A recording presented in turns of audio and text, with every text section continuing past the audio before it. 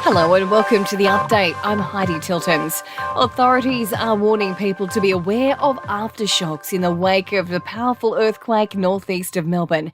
SES Operations Chief Tim Wiebusch says they've had dozens of calls for help for damaged buildings, with aftershocks likely to continue for weeks. Fortunately, we've not seen any injuries as a result of the earthquake this morning, mainly due to where the epicentre occurred. What we have seen since, though, is 6 aftershocks. The magnitude 5.9 tremor is the strongest quake recorded in Australia in 2 decades. It was felt north of Sydney, South Australia, the ACT and Tasmania.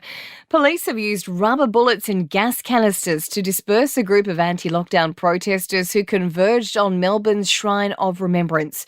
While angry construction workers upset about mandatory vaccination were linked to protests in the past 2 days, it's unclear exactly who was in the crowd today, but several people have been arrested. Police have charged a reality TV show crew member who sparked COVID lockdowns in northern New South Wales. The Sydney woman had permission to travel to the region but broke rules by visiting businesses in Byron Bay and Kingscliff and not checking in. New South Wales has recorded 1,035 cases. Health officials, meantime, were on alert after a truck driver who was in WA for 2 days last week tested positive, but the scare won't impact Saturday's AFL Grand Final. The driver and his colleague both returned negative test results in New South Wales before arriving in WA. That state's Health Minister Roger Cook says the risk of community spread is low. It is understood that they slept in their truck and had minimal contact with others. On the return journey, they stopped at Chidlow, Southern Cross and Balladonia. 10 million Aussies are now fully vaccinated against COVID, meaning they've received both doses. The latest health data shows 332,000 injections were administered on Tuesday. 73% of the adult population have received at least one dose of a COVID vaccine since the rollout began.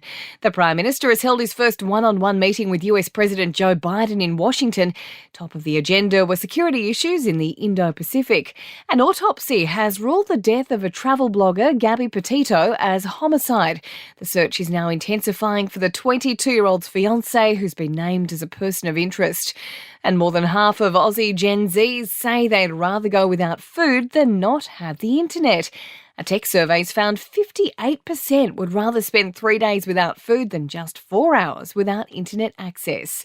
In sport, Melbourne is set to be at full strength for Saturday's grand final, with Stephen May, Charlie Spargo, Joel Smith and Jaden Hunt all expected to be fit for selection. Dual Brownlow medalist Robert Harvey has been added to Hawthorn's coaching panel after 10 seasons as assistant at Collingwood, and the Australian Diamonds have entered training camp on the Sunshine Coast ahead of next month's netball matches against England. In entertainment news, Dr. Dre has lost another battle in his costly divorce. A judge has ordered the rapper to hand his ex-wife another $1.5 million to cover more legal fees.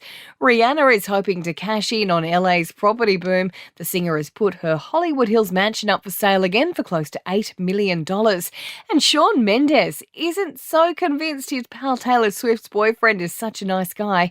While he hasn't met Joe Alwyn yet, Shawn admits he looks nice, but he doesn't trust anyone with eyes that blue.